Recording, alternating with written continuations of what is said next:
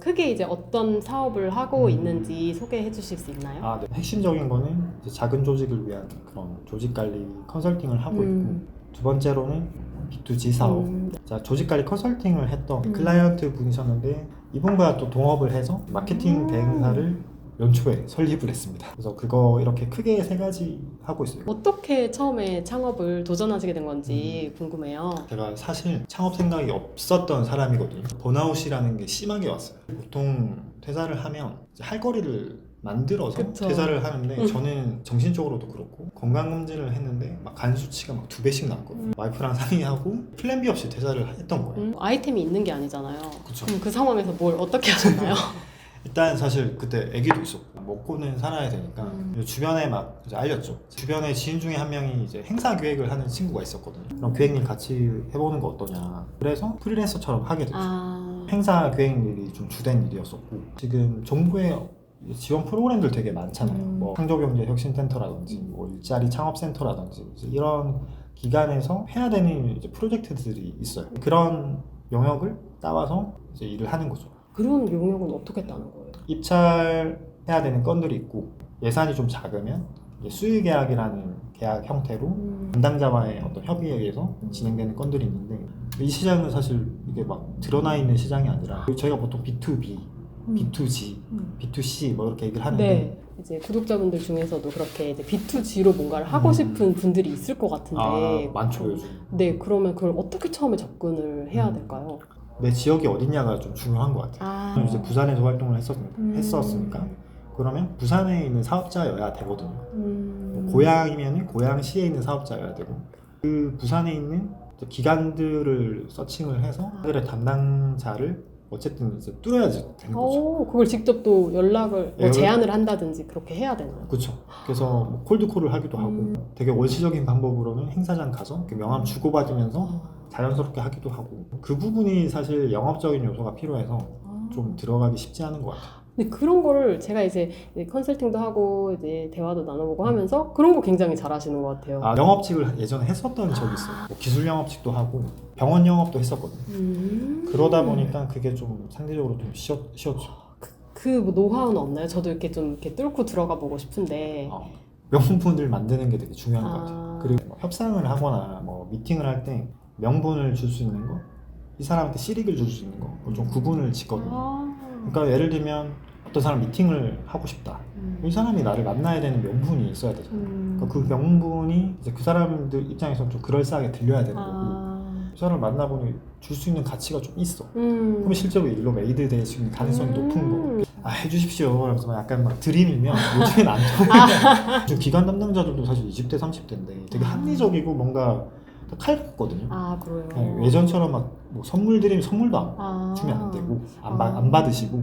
저도 계속 B2C만 했거든요. 전 B2B도 거의 지금 없어요. B2G를 제가 하게 된 계기가 있어요. 진짜요? 네, 이제 제가 마케팅 컨설팅을 하는데 그 일로 연결이 돼가지고 그 창업 지원센터에 있는 분이 그걸 요청을 하게 된 거예요. 그래서 거기서 이제 간간히 연락이 와서 컨설팅을 진행하고 있거든요. 그게 사실 제일 자연스러운 구조죠. 그래서 그렇게 포트폴리오를 하나씩 만들고 회사 속에서도 만들어서 제가 뭐 강의나 뭐 컨설팅만 하는 게 아니라 이런 프로그램을 만들어서 기획하는 것도 가능합니다 라고 제안을 슬며시 이제 얘기를 던지고 그럼 제안 한번 주세요 했을 때 그 제안을 바로 줄 수 있는 걸 미리 만들어 놓으시면 일로서 연결이 될 수 있는 가능성이 있죠. 뭔가 지금 거의 컨설팅 수 있는 게 갑자기 생각이 났어요. 지금 사업을 시작하신 지는 얼마가 되세요? 퇴사한 게 3년 됐으니까 대표님은 저보다 훨씬 선배시고.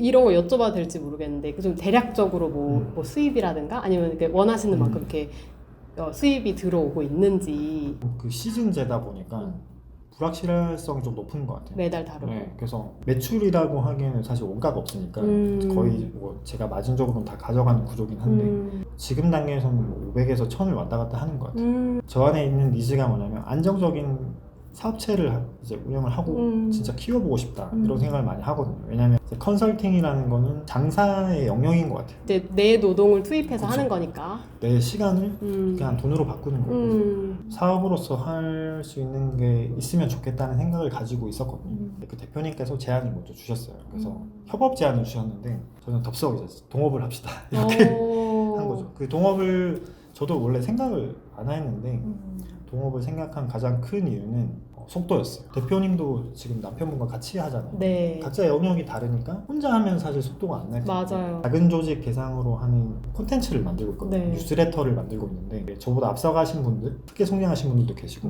그런 분들의 시작점과 과정을 좀 인터뷰를 해서 이제 하는 거예요. 푸드트래블이라는 회사였는데 푸드트럭을 하셨던 장사를 하셨던 분들이 네. 원래 근데 이제 동업자 둘이 이제 했는데 코로나 시기에 이제 너무 직격탄을 맞으신 거예요.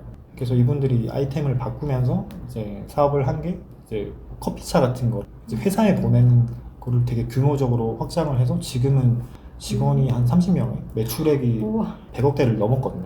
동업을 하신 거잖아요. 그래서 두 분이 역할을 되게 명확하게 구분을 지은 거예요. 근데 그거는 사업 시작할 때부터 그렇게 정하시고 가셨더라고요. 대표님은 영업적인 거, 사람 만나고 이제 큰 일들 따오는 것들, 이제 다른 동업자분은 내부적으로 회사 운영에 대한 부분, 채용에 대한 부분, 그리고 안에서 매뉴얼 만들고 시스템 만드는 부분. 정말 공감이 되는 게 저 예전에 약간의 흑역사 같은 게 있는데 아마 한 4, 5년 더 전에 저희한테 동업을 하자고 한 친구들이 있었어요. 근데 굉장히 뛰어난 친구들이었고 저도 알고 있었는데 저는 그때 말씀드렸다시피 성장에 대한 두려움이 너무 컸어요. 그리고 비슷한 거 느끼실 수는 있을 것 같은데 뭔가 동업을 하면 내가 모든 거를 컨트롤할 수가 없게 되고 뭔가 아무튼 성장은 크지만 그만큼 불안도도 높아지는 게 있다 보니까 막 거의 손사래를 쳤거든요. 저희.